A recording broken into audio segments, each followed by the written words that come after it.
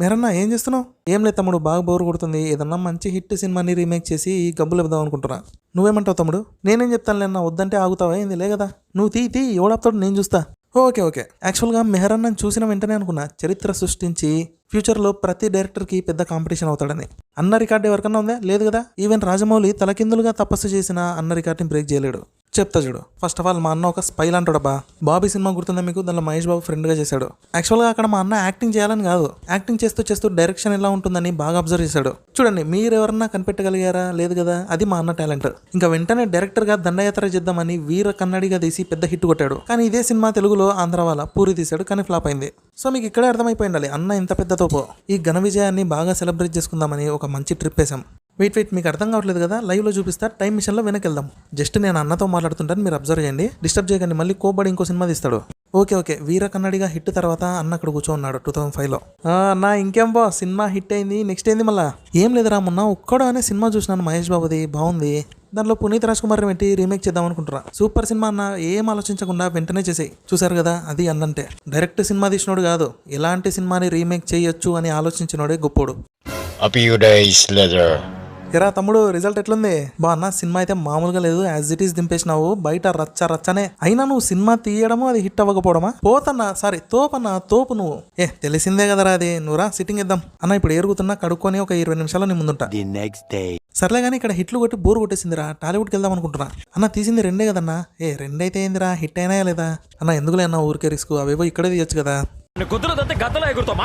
సర్లే అన్న, సరే పోదాం. ఏం చేస్తాం ఇంకా. ఎన్టీఆర్తో ఒక మీటింగ్ అరేంజ్ అయ్యి ఆయనతో ఎత్తిద్దాం అనుకుంటున్నా. హలో ఎన్టీఆర్ గారు, నేను మెహరన్న పిఎన్ మాట్లాడుతున్నా. చెప్పండి. మీతో మా అన్న సినిమా తీసి మీకు మంచి లైఫ్ ఇద్దాం అనుకుంటున్నాడు. లైఫ్ ఇస్తాడో పాతి పెడతాడో, ఫస్ట్ మీ అన్న వచ్చి స్టోరీ చెప్పని చెప్పు. Okay sir, okay.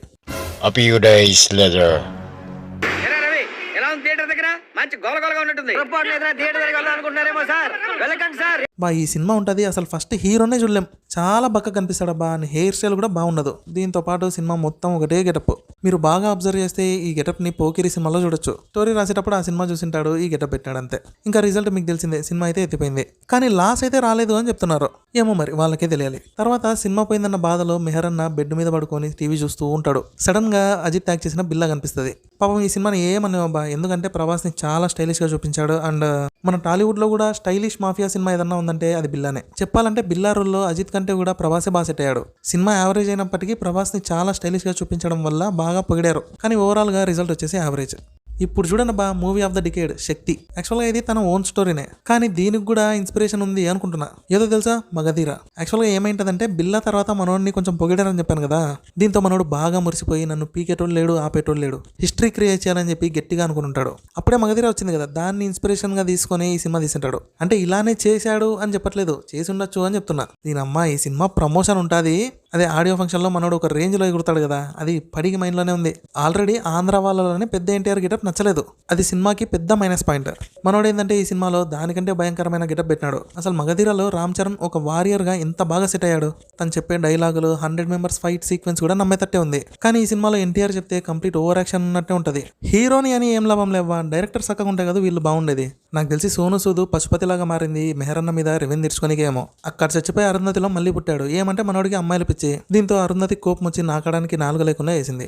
ఈ పశుపతి కొంచెం కంట్రోల్ చేసుకుని ఉంటే మన అన్న ఎక్కడో ఒక దగ్గర దొరికేవాడు. ఇంకా దొరకలేదు కాబట్టి మనోడు షాడో అందిశాడు. అసలు చెప్పాలంటే అసలు వెంకటేష్ ని చూస్తేనే పోబుద్ది కాదు ఈ సినిమాకి, అంత భయంకరంగా తయారు చేసినాడు. కాదు బ్రో, ఒక డౌట్. బిల్లా తప్ప నువ్వు తీసిన సినిమాలన్నింటిలో క్యారెక్టర్లు చూడు, అదే main leads characterization, dressing style worst గా ఉంటాయి, ఎక్సెప్ట్ ఆ రీమేక్ సినిమాల్లో తప్ప. ఈవెన్ బోలా శంకర్ లో చిరంజీవి క్యారెక్టర్ కూడా అంతే, టూ మచ్ ఉంటుంది. యాక్చువల్గా అయితే వన్ ఆఫ్ ద సీనియర్ డైరెక్టర్సే కదా, కాబట్టి ఇప్పుడు ఈయన కంటే చాలా మంది యంగ్ డైరెక్టర్స్ బెస్ట్ అనిపిస్తుంది. అసలు బాగా చూస్తే ఏదో పేరుకి తీసినట్టే ఉంటాయి సినిమాలన్నీ కూడా. ఈయన టోటల్ గా 7 సినిమాలు తీస్తే దాంట్లో 2 హిట్, 1 యావరేజ్. ఆ హిట్ అయిన వాటిలో కూడా ఒక రీమేక్ అండ్ ఇంకో సినిమా అదే వీర కన్నడిగా ఉంది కదా, అది పూరి జగన్నాథ్ ఈయన కలిసి రాశారు. ఏమంటే అది అక్కడ హిట్, ఇక్కడ ఫ్లాప్. సో అన్న సొంతంగా తీసిన సినిమాల్లో అన్ని ఫ్లాపులే. నాకు తెలిసి ఇలాంటి డైరెక్టర్ని ఎక్కడా చూసిండరు.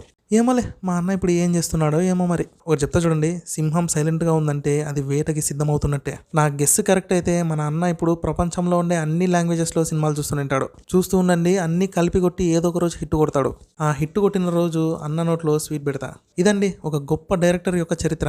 సో మీరు కూడా మెహరన్నని ఇన్స్పిరేషన్గా తీసుకోవాలి. ఇలా ఉండాలని కాదు, ఉండకూడదని. సర్లే మరి, ఉంటా. టాటా, బాబాయ్.